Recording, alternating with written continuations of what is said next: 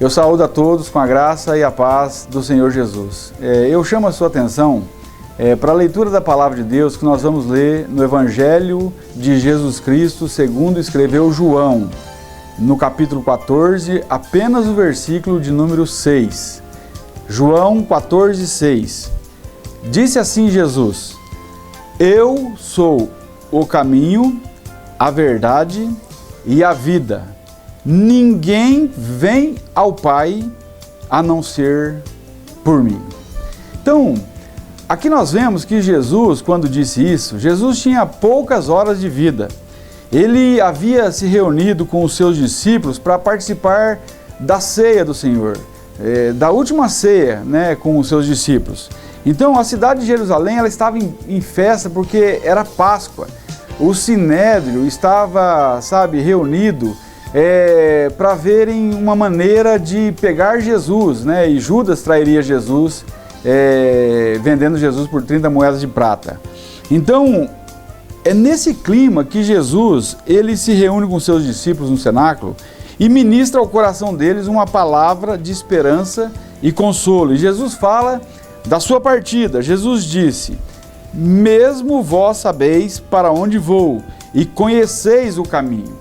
Aí Tomé diz assim: Senhor, nós não sabemos para onde vais. Como podemos saber o caminho?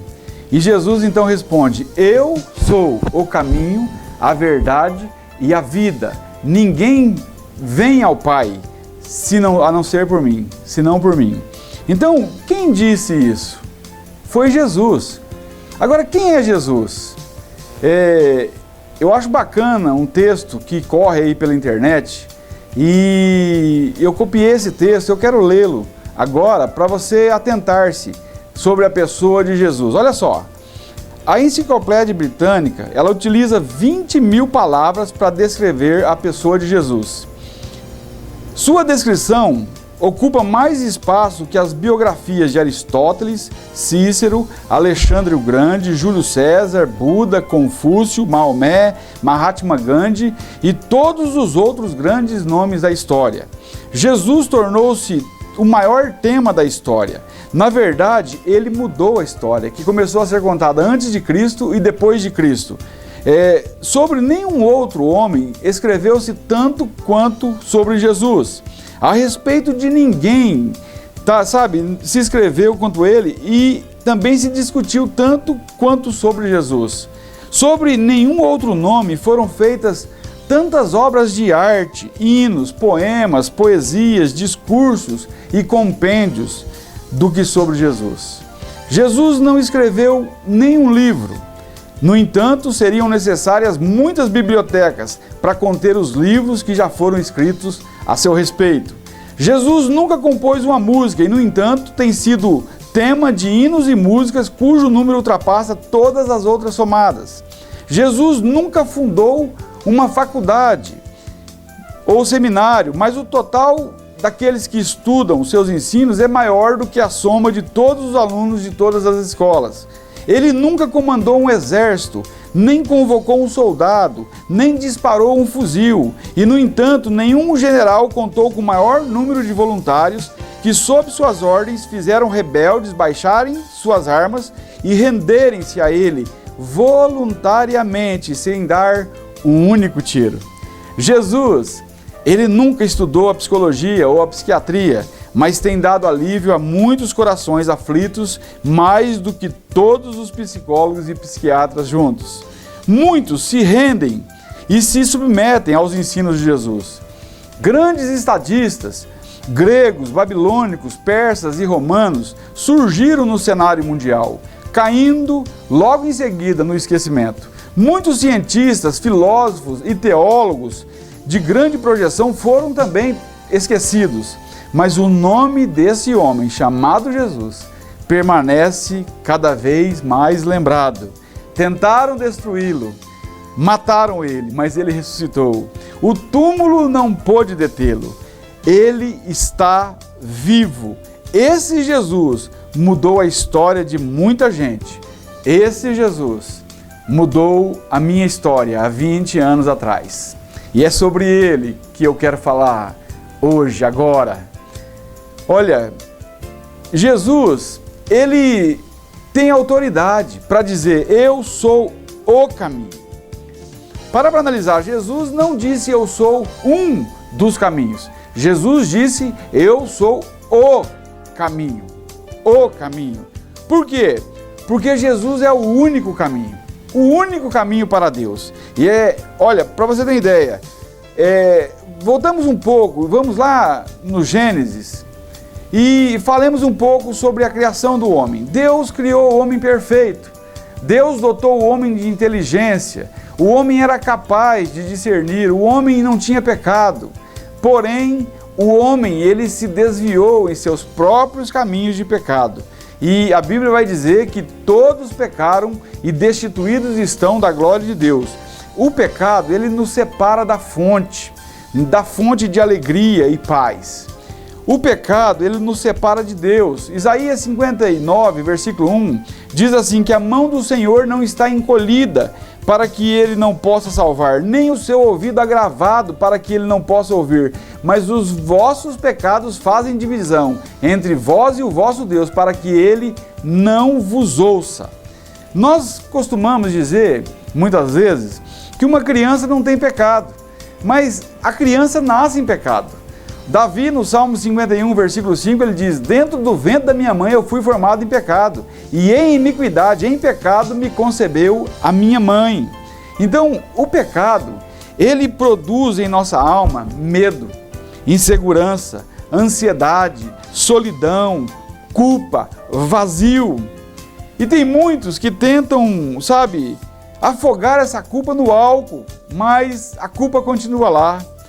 Não, para analisar, muitas vezes a pessoa tenta se livrar da ansiedade com drogas, mas a ansiedade não vai embora e a pessoa não encontra paz. Alguns tentam livrar-se do vazio no prazer, mas depois do prazer, o vazio permanece. A mancha do pecado não sai, então a alma se esvai. Do teu jeito, você nunca conseguirá lavar a tua alma, lavar os teus pecados. Olha só o que diz Jeremias 2:22. Ainda que te laves com salitre e uses muito sabão, a mancha do teu pecado está diante de mim, diz o Senhor Deus. A culpa insiste em doer, o vazio insiste em atormentar, e você pode preencher esse vazio com o que quiser, mas não conseguirá enquanto Cristo não for o teu único remédio. Como é que você tem vivido? Como tem sido a tua vida? Que lugar você coloca Deus? Como tem sido o teu relacionamento com o Criador que te fez? Para analisar essas coisas. O pecado, ele produz separação de Deus. E o salário do pecado é a morte, tanto física quanto espiritual. Romanos 6:23 diz isso. Nós, temos que entender que o salário do pecado é a morte. Precisamos encontrar a paz, a ausência de culpa, mas antes de tudo, precisamos encontrar a solução para a morte, porque o homem se afastou de Deus e caminha para um outro terrível e indesejado destino, que é a morte eterna. O homem anseia voltar a Deus e ele tenta por boas obras, por filosofias, por ideologias, por religião, por instituições, mas nada disso faz o homem voltar a Deus. Agora, para analisar, em Provérbios 14:12 diz assim que há caminho que ao homem parece direito, mas o fim dele são os caminhos de morte. Não adianta fazer tudo certo se você está no caminho errado, disse o pastor Max Lucado. Olha, eu quero falar sobre alguns caminhos aqui que são bons, que parecem bons, mas no final eles não levam a Deus. Primeiro, o caminho da bondade. Há muitos que estão nesse caminho. Tem muita gente que diz, eu sou bom, eu nunca matei, nunca roubei, não faço mal a ninguém. Eu dizia assim, eu achava que quando eu morresse e chegasse diante de Deus, Deus usaria uma balança para colocar as minhas boas obras e as minhas más obras, e que as minhas boas obras pesaria mais, e Deus me deixaria entrar na glória por causa das minhas boas obras. O problema é que, eu sinto te dizer, você que está me ouvindo, não é do nosso jeito, não é do meu jeito, não é do teu jeito, é do jeito de Deus. Nós precisamos nos submeter a Deus, nós precisamos fazer a vontade de Deus e não a nós. Por quê? Porque a nossa vontade vai nos levar para a morte eterna, para a condenação. Mas Deus, Ele quer que eu e você seja salvo para viver eternamente com Ele na glória celestial.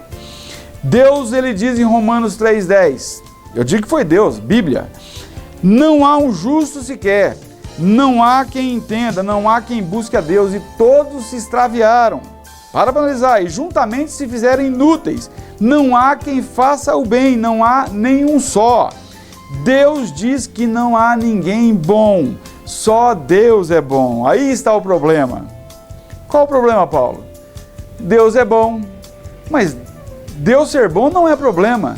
Qual que é o problema? O problema é que Deus é bom e nós somos maus. Como que um Deus bom, santo e justo vai aceitar pecadores? Para analisar, e vai nos livrar da condenação. Nós somos pecadores, nós estamos em nós mesmos condenados, nós não conseguimos perdoar os nossos próprios pecados, nós merecemos condenação. Você precisa parar e olhar para você, para os seus pecados, para a sua vida. Você precisa parar de comparar-se com os outros, sabe, que são pecadores, mais pecadores do que você. Compare-se com o Senhor. O caminho não é a tua bondade. O caminho não é as boas obras. Jesus disse, eu sou o caminho. Ele não disse, o caminho é você, ou o caminho são as boas obras, e nesse caminho vocês encontrarão Deus. Pelo contrário, Efésios 2, versículo 8 e 9 diz assim, pela graça sois salvos, mediante a fé, e isto não vem de vós, é dom de Deus, é presente de Deus, não vem das obras, para que ninguém se glorie. E o versículo 10 diz, porque nós fomos criados em Jesus Cristo para as boas obras. As boas obras não salvam, não salvam. As boas obras são a consequência de alguém que foi salvo, e não a causa. Salvação é um favor, é um presente de Deus. Sabe, nós tão somente podemos ir até Deus e entender que Deus enviou Jesus Cristo para morrer naquela cruz, para nos salvar, para que nós não fôssemos condenados. Olha, as nossas boas ações não levarão a gente para o céu. Um outro caminho, o caminho da lei. Há pessoas que acham que serão salvas pela guarda dos 10 mandamentos, da lei de Deus. Porém, ninguém nunca conseguiu cumprir a lei, a não ser Jesus. Se o homem pudesse ser salvo pela lei, olha só, Jesus não precisaria ter vindo a esse mundo. E, para analisar, Jesus, ele veio ao mundo e ele cumpriu a lei em nosso lugar. Em Gálatas 2,16, o apóstolo Paulo diz assim, sabendo que o homem não é justificado pelas obras da lei, mas pela fé em Jesus Cristo, temos também fé em Jesus Cristo, temos também crido em Jesus Cristo para sermos justificados pela fé de Cristo e não pelas obras da lei, porquanto pelas obras da lei nenhuma carne será justificado. Se o homem fosse salvo através da lei, Jesus não precisaria morrer.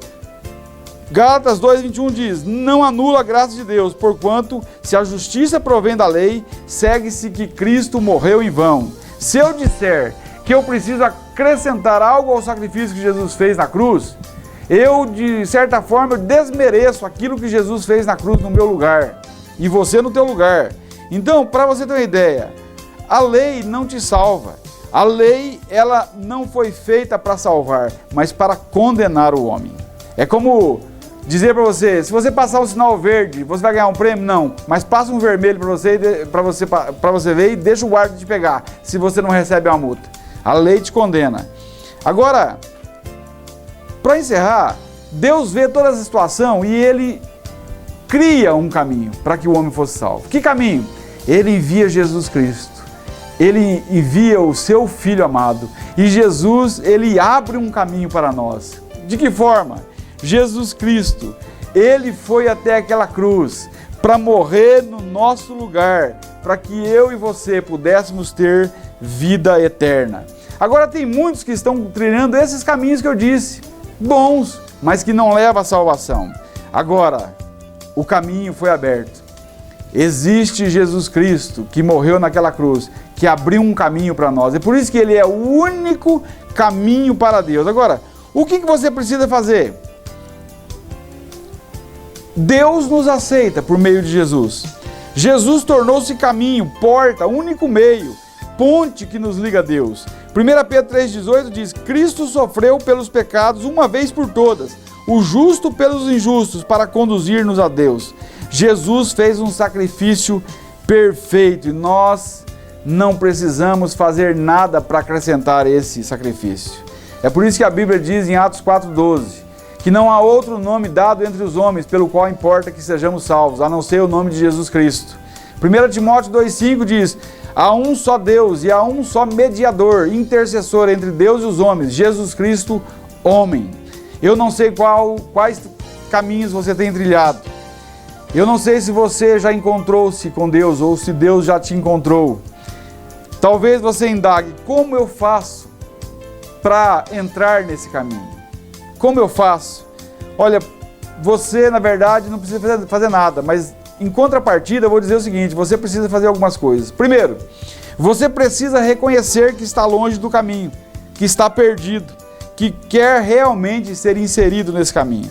Você precisa se arrepender dos seus pecados.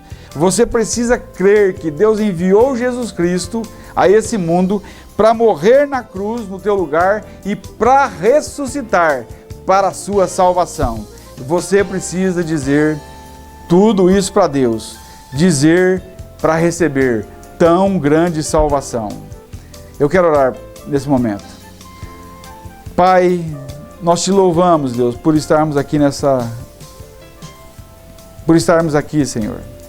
Te louvo, Senhor, por todos quantos me ouviram, ó Deus, e que o Senhor alcance, Deus, com a tua graça, que o Senhor faça a tua obra, que essas pessoas venham a ser salvas, Deus, pelo vivo caminho chamado Jesus. Que o Senhor as perdoe e que o Senhor as traga para perto do Senhor e dê forças a elas, Deus, para te servir todos os dias das suas vidas.